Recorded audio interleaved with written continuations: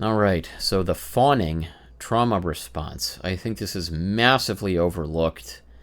I've seen very little about it, very few people talking about it. And one thing that's always ground my gears, so to speak, is people saying everything is a choice. This is a choice, that's a choice. Like, let's say you're in an abusive relationship. It's a choice. You are choosing this. You're choosing this. You're choosing to do this. Or let's say you have a bad therapist and you're really frustrated, like, man, I just don't. Well, you're choosing this. You're choosing to stay with them. It's really your choice. And I don't necessarily disagree in principle, but there's a massive, massive misunderstanding here when people say that. Oh, it's a choice.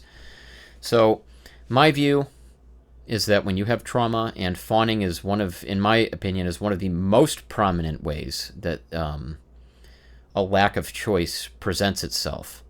Fawning, I think, and that's for me, been one of the most major trauma responses. And I think it's one of the most major ways that a lack of choice and a lack of free will manifests.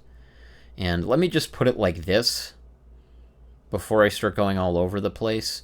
I was at the dentist one time. This has happened multiple times, actually. I've had a lot of cavities, and I had a crown put in, and the Novocaine was not working. And I will just sit there and not say anything and be in excruciating pain. But I don't want to feel like I'm inconveniencing the dentist or like offending them, or I don't have a conscious thought as to why I'm not doing it. It's just I feel this compulsive need to endure whatever I'm going through so I don't rock the boat. This has even involved situations like almost getting into car accidents because I was a passenger, and let's say the person driving is doing something really dangerous, or like they're not paying attention, and instead of saying anything, I just won't say anything. Like we could be about to hit someone. This actually did happen one time, and fortunately we were not going very fast, so it was a very minor thing, but I saw it coming a mile away. Like, I could have just yelled, hey, hit the brakes, because I saw the car going forward and we're not stopping. Would have been very easily preventable to not hit the person in front of us. But it was like a program came over me totally. It was like I just couldn't talk. I could not talk. And then we hit the car in front of us. And so, back to the dentist thing. It's like having cavities drilled and being in excruciating pain and just not saying anything. The last time this happened was the assistant actually noticed my eye was like twitching violently and, watering down my face. I was in a lot of pain. Again, this was like during having a crown put in, and the Novocaine was not enough. it was not enough, and it was quite painful to say the least. And she was like, oh, do you need some Novocaine? Do you like, she picked up on it, and I just kind of nodded my head. I'm like, the whole thing with your mouth open. I'm like, uh-huh. Like, you can't really talk, but I was nodding, and I'm like, yeah, I had to wait for her to notice because I was never going to say anything on my own. And I've had so many situations like this. I could tell you so many stories, like being in not, just all kinds of things, relationships, friendships, friend groups, things like doing things I did not want to do just to accommodate the people around me, and then feeling beholden to them, and then crumbling, like trying to set boundaries and being unable to, like at the first sign of resistance, I'm like, hey, I don't really want to do this anymore. The second, it's like guilt tripping, manipulation, like, oh, come on, man.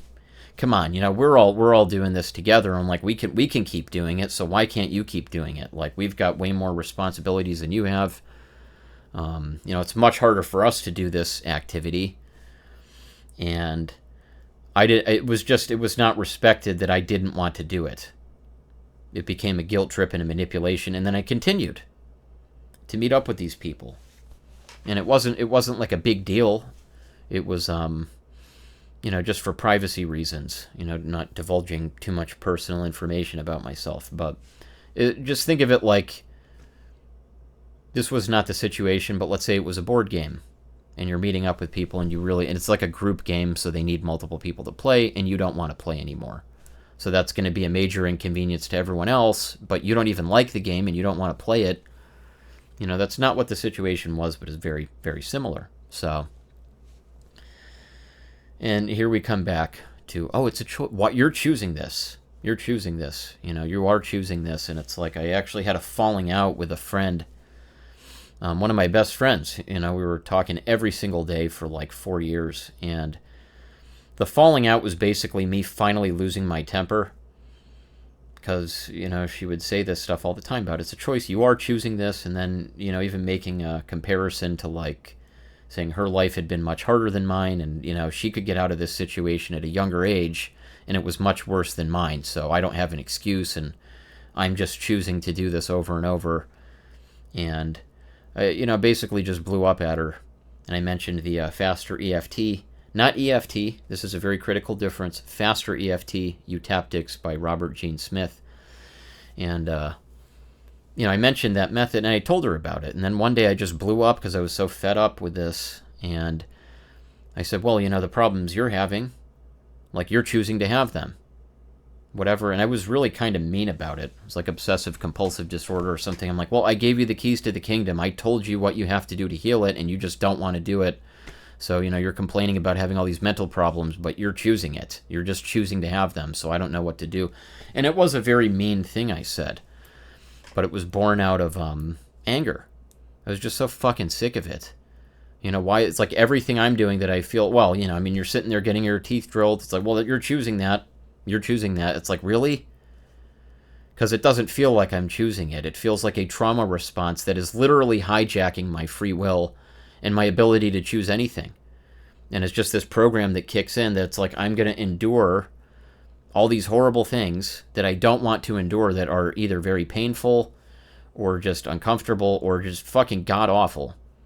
It's like a program coming into me and hijacking it. And it's like, yep, you're just going to go through this and not say anything. So, you know, apparently there was a breaking point with her. I remember being bothered about that stuff for a couple of years before I said anything. And then I blew up in anger, which is often what happens, you know, with people with this, I think, you know, people with this trauma response. You know, you put up with so much, like an inhuman amount. You're taking on all these burdens and everything. People insulting you, manipulating you. I'm not talking about people sharing their problems, by the way. I actually quite enjoy, like, the few close friends that I do have, hearing about their problems and offering advice whenever I can. I actually really enjoy doing that. So I never feel like it's a burden when people share their problems with me. But there is a line, right? It's like when people start expecting. It's like they're expecting you to do something and demanding it. Then that's a whole nother, you see how it's a violation of a boundary. And anyway, getting a little off topic there. But I just wanted to make a quick video about fawning.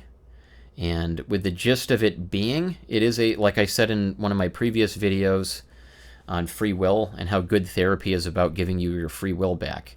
Like basically teaching you how to center yourself in the middle of a storm of intense emotions, like either by neutralizing them and then finding a place of stillness, or there's another approach, which is like no matter what you're feeling, it's like to feel it but do it anyway. Like you could be feeling god awful, like the worst fucking thing, and then doing it anyway, like shifting your cognition anyway, shifting your perspective anyway. I do think with severe trauma, like I have, I've always explained it like somebody is literally just like mainlining adrenaline into your arm. I have pretty bad misophonia, and that's, anybody who has that knows what I'm talking about. It's like an immediate, this is not something like meditation is going to fix. Like you're just going to, oh, I'm just going to zen out. It's like, try doing that. Somebody grabs your arm and just shoots you up with adrenaline. I don't know if you inject adrenaline. Like, you know what I mean? But like, it's shooting you up with stress hormones that you have no control over. I think there was a movie like that. I can't remember the name, but it was basically these people just started killing themselves. Like they would inject them with this drug that made them like have insane panic attacks, like dysphoria, to such an extent that they just kill themselves. And with severe trauma, I think it's a similar, that's like an extreme example, but it is it's in the same spectrum where it's like your free will is being hijacked. is just being hijacked. Like, you get some trigger happens, and it could be anything from something totally seemingly benign that people are like, why would you get upset about that? And then it just hijacks your conscious thought process and even your behaviors, and it's like being possessed almost. So, and I use the example of the dentist because that's when it really occurred to me. Because who would do that? Who would just tolerate being in pain like that and not saying anything and not asking for more Novocaine outside of a trauma response? Oh, you're choosing this. You're choosing to do this. Anybody that has trauma understands what that feels like when that hijacking takes place. It's like you're not in your right mind. It's like the trigger happens, and it's like there's a whole chemical cocktail going throughout every cell in your body that it is just like, it would take a superhuman level of fortitude or discipline to be able to recenter yourself while you're experiencing that. And I do believe that is possible, but it's extremely difficult. This is like the Navy SEALs training of like mental illness and trauma. It's like very extreme. And it is very easy for people to say something's a choice when for them, maybe a lot of stuff is, because they're not triggered by anything. Maybe they don't have any trauma. So for them, it's literally as simple as just making a choice. Like, it's not even difficult. They're just, oh yeah, like they're taking their free will for granted because they don't have trauma.exe running in their brain. Like, a trigger happens, and you could literally think of it like a program, a computer program, trauma.exe. And it's like some little trigger happens, and the trigger is like double clicking on that executable file, and now that's running in your brain. And you can imagine like a Control-Shift-Escape on the keyboard, and you can see the task manager come up, and you're looking at the processes running, and you'll see that like trauma.exe, let's say you've got 128 gigs of RAM in your brain, and you look at it, it's like, wow, I feel fucking awful. I'm like out of control. Like, I can't, my body's just like freaking out. It's like a processor overheating. Your RAM is filled up. It's like you got 128 gigs of RAM. What the fuck is going on? You hit Control-Shift-Escape. Task manager comes up, and it's like, oh, trauma.exe is taking up like 127.5 gigs of RAM. And you've got like half a gig of RAM, and you're like freaking out. You're like losing it. It's like overclocking a processor, and like your RAM is like maxed out, and it's like your computer's ready to fucking blow up. Like, just like short out and just stop working. You just brick the whole fucking thing. So, and everything is a spectrum. So again, that's an extreme example, like in that movie that I can't remember the name of. People given that injection or that pill or whatever it was, and they just like literally lose their fucking minds and just ended up killing themselves. So, but it's all a spectrum. You could have trauma.exe, and it's taking up like 5 gigs of RAM. Let's say you got 128, and it's like, okay, we can get through the day. We can get through the day with that 5 gigs of RAM being taken up. It's not like a tremendous drain. We've got plenty more, but it's fucking you up. You're like forgetting stuff, or you're like, you're getting thrown off task, like you can't focus, or you're having, it's like stuff you can live with, but it's not optimal. And man, it's just so insane to me, and like, I mean, I guess in my experience with mainstream therapy, like all this stuff just misses that. Like, they're not trauma informed. And even if they are, in my opinion, they don't have the tools to know how to deal with it. Like the way I've dealt with it, like I found faster EFT extremely helpful. That's probably the most helpful thing. But then also, it's the belief system that makes it work. So being able to talk through these things, but constantly interjecting with, hey, just remind yourself when you're having this response, this is what's happening. There's ways to reframe things. And I would have to really think about it. Put a lot of thought into it's like you could call, like Robert calls it, being a neuroplastician. Because what we're trying to do is like the programming in your brain, we're just changing it. It's not changing who you are. It's like, some wires got crossed and some things got tangled up. And it's just a process of detangling and understanding that you're not broken. It's actually all that tangled wiring happened for a reason. It's self-protective. So like the fawning response is self-protective. So when you're in I was going to say extremely traumatic situation, but like there's no need to dramatize it. It can be. I think some of the things I went through were pretty fucking extreme.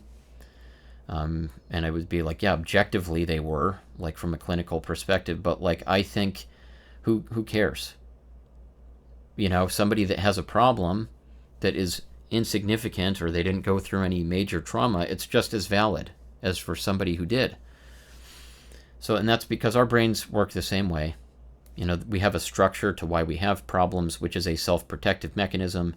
There's always a method to the madness. There's always an unconsciously perceived benefit to holding on to problems. Like these things that we say we hate thinking about, or like the fawning response. It's like, why, this is ruining my life.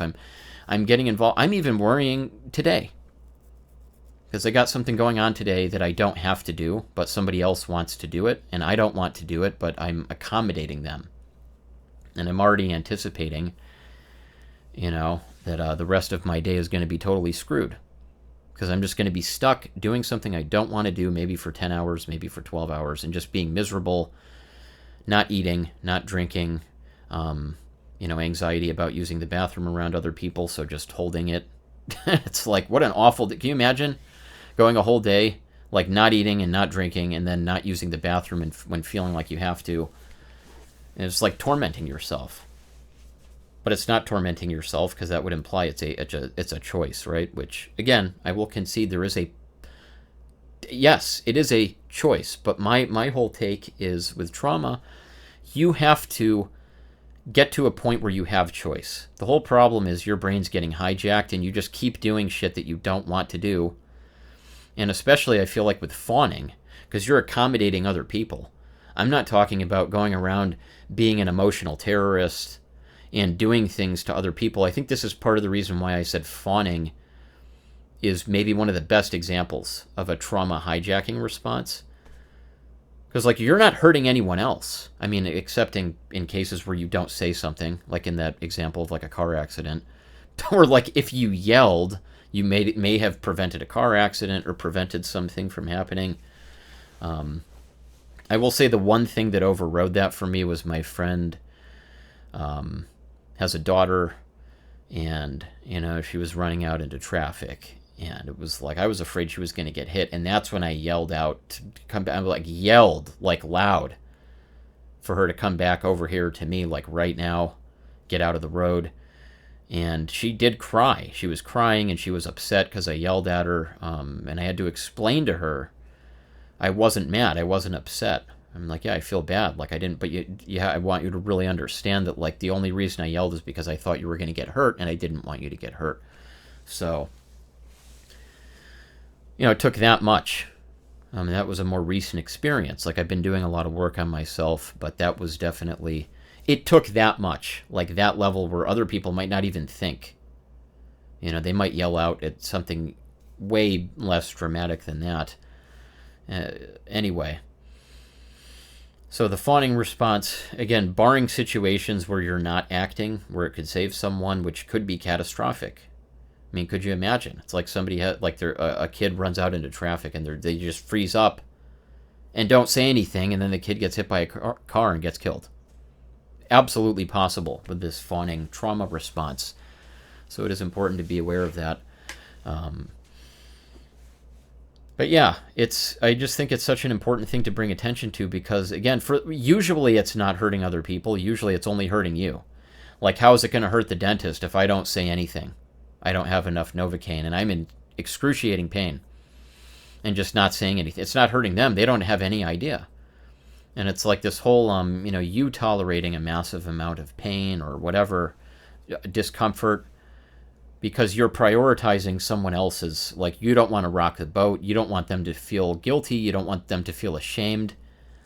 And this stuff is so deep. Like, it could even be like, oh, well, if I say something, I mean, maybe the dentist will feel bad because it's like implying that they're incompetent because, like, they didn't wait long enough for the Novocaine to kick in, or they didn't give me enough and they should have known. Like, this is all split-second unconscious stuff that could be happening that just causes you to freeze up. And I'm just not going to say anything because it's a fear of, and again, I think this goes back to childhood trauma and fawning being a survival mechanism. And it can become very powerful, that it just hijacks. It's like you're going to, and I did, as a kid, it's like you're tolerating horrible experiences without defending yourself or speaking up or saying anything because of like consequences if you did, right? So,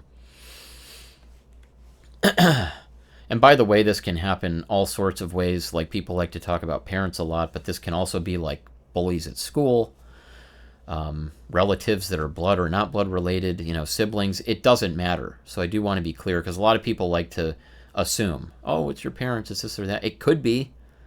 But one of the things I really like with faster EFT is it respects the individual. It doesn't make any assumptions about where something's coming from. You respect the person as an individual. It's like, okay, fawning memory. You're sitting in that dentist chair and you're in severe pain. And like they're drilling and drilling and you're not saying, why aren't you saying anything? What's going on? And it's like you close your eyes, you go back there, you feel what you feel. And the practitioner, a good practitioner, is going to be relying on your feedback, because it respects the fact that you are the only person in the whole world that knows what's going on in your brain. So, and I think that's a lot of what therapy totally misses.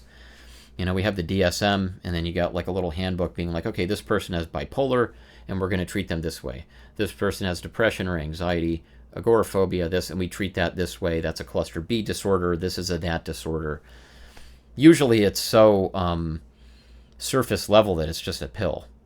Okay, well, this person gets this pill. I mean, maybe they'll recommend DBT or CBT, and it's basically it. It's like they'll have like maybe one recommended therapy and then a medication, and it's like on the surface that doesn't seem bad until you realize PSSD is a thing, and once you're in the seventh level of hell, you really start missing the sixth, and it's like, man, I wish I could go back to before I was given the drug I was given. That caused severe sexual dysfunction for me. And now it's been over 6 years. And tying this all together, I got on the drug because of a fawning response. I was so broken down, I was suicidal, I was desperate, and I was like, I knew better too. I knew that faster EFT could help me. I knew that there's supplements and like a million other safer things I could do. But I was in a very bad place. And my desperation combined with, like the psychiatrist being very strongly, I remember him saying like, well, you keep saying you have these problems and you don't want to take medication. So, I mean, you don't want to be helped. I remember them saying that. And again, this is kind of the tragedy with fawning, is that you can tend to, it's not that you tend to meet people like this, but you have no filter to protect yourself. So the people that are manipulative and guilt tripping, I mean, it's all manipulation. Well, you don't want help. It's a manipulation. It's like, I want you to take this drug and you're not taking it. So now it's like, I'm going to subtly shame you and guilt trip you, saying like, well, you don't. It's just very similar with the everything is a choice people. And I do want to be clear. I think telling yourself that everything is a choice is actually helpful if you really feel that and believe it for you, for yourself. That's not necessarily a bad thing. It could be a great thing when you're like, oh, right, I have a choice. That's actually like in my view, is a therapy technique. Like when you start going off the rails, reminding yourself, okay, wait, I have a choice here. I have a choice. You see the difference? Like telling yourself that and feeling it and believing it and applying it versus telling somebody else that does not have that program installed. Freewill.exe. Right? We have trauma.exe and we have freewill.exe. You cannot run freewill.exe when trauma.exe is running. Now, I don't want to plant that in someone's brain and be like, oh, you can't, because it's a general thing, because I say, yes, you could train yourself to have the fortitude. It's like a Navy SEAL, like to override like panic attacks and like build that resilience where it's like, yes, trauma.exe is running. I'm going to run freewill.exe anyway. I'm going to run it anyway. And it's like, oh, right, I have a choice, and then overcome. You can't do that. I'm just saying in the real world, for most normal people, like I was at like 13 years old when I first started going to therapy, and I had a lot of trauma, and I still do. But like all this like loftier thinking is not, it's just going to fall to shit in the real world when you've got somebody in front of you that it's like, yeah, all the logical explanations are well and good, but try doing that if you're like a therapist talking to a traumatized 13-year-old and they have no skills to do. It's just not, you can't logic and rationalize and be like, oh well, you know, this over time, maybe over time, but it's like you need stuff like faster EFT and, you know, trauma-informed approaches that are like they understand how trauma works and how to go into the trauma like in a session, like pull the emotions out and get someone in a like emotionally neutral state where they're going to be suggestible to better information. Like, oh, I have free will. I have a choice. These problems aren't who I am. I'm not broken. It's like I could have a great life ahead of me. And like all these positive things that you have to be suggestible. You have to be put into a state where you are suggestible and receptive to that information, which is not going to happen when you have somebody that's severely traumatized and they're clearly visibly upset and you're like, hey, you know, you gotta calm down. You gotta realize it's a choice, bro. You gotta realize it's a choice. You're choosing this. So I know you're in this abusive relationship. Could you imagine telling that to like a 13-year-old? Well, I left home when I was 13. You know, my parents were very abusive, you know, drug addicts, and I left home. And that was my choice. I mean, you're choosing, you know. So if I could do it, you could do it. Could you imagine telling that to like a 13-year-old? And they're like very upset. And it's like, well, I mean, I had it worse than you did. So, I mean, if I could do it, you can do it. Now, that's like, you could phrase the same exact thing in an empathetic way. And that might put somebody into a state where they're suggestible. And then the same exact advice could actually end up saving them. So I know I'm bouncing around all over the place here, but you see how it's a lot of it is the intention that you're working with. So it's like you have empathy and you care about people and you're receptive to what they're saying. You could give the same advice, like maybe you did have it worse. You know, but you could use your story as like, hey man, I know what it's like. It's fucking horrible. Like when I was your age, like again, imagine you're a therapist and you have a client like I was at like 13, and it's like, you might be able to relate to them and be like, man, I mean, it's going back a long time, but I can definitely understand why you're feeling that way. Like I was bullied too, or it's like I had this happen to me too. I was, you know, terrorized in this way or that way, and it's like, then, you know, I know what it's like. Like you're in school and you can't focus. Like I couldn't either. I was failing all my classes and, you know, building rapport, empathizing, and then it's like, I am going so all over the place here, but please understand too, it's like not just the, I actually think for me, you know, the damage from the drugs was primarily sexual, but I also ended up getting COVID twice, and I have chronic Lyme disease, and it really affects, you know, one of the things that's easy for me is to ramble. I could just talk and talk, like here I'm at 28 minutes, and the hard thing for me is editing and condensing and wrapping everything up in a nice little package. Like, this is my thesis, and this is my hypothesis, and here's my nice little essay that I can't do that. I just can't. Or if I did, it would take me a tremendous amount of effort. So the best I can do right now is to just, you know, record myself talking about general topics. So today it's fawning, and if I had to sum up, I'd say, like, again, like in my last video, it's like it's a hijacking of free will, and then like the power of like trauma-informed therapy and just having empathy, just generally having empathy. Like, even if, you know, empathy is not going to do everything. I did have a friend who recently told me she had a therapy appointment with a therapist who was very nice and very empathetic, but she said after it was over, I didn't really feel any better. So it's like you got to have empathy and know what the fuck you're doing. Like, so if somebody is having issues, you have to understand the structure of problems, how the brain works. And again, this is all my, like, I'm not a therapist. It's like I have worked with people, a lot of people in the past. I don't anymore. You know, very rarely I'll do like friends and family if anybody wants to do like the faster EFT tapping. But I lost my train of thought. But anyway, all right, empathy can only get you so far. So it's like, even though I still have a lot of problems, It's like I'm not a paragon of virtue. It's not like I've fixed everything in my life. I fixed a lot. And most of it is invisible. Like outwardly, my life looks very similar, but my behaviors have changed tremendously.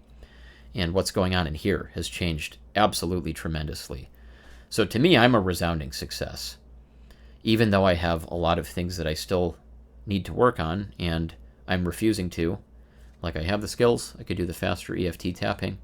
I'm just choosing not to do it. There we come back to choice. So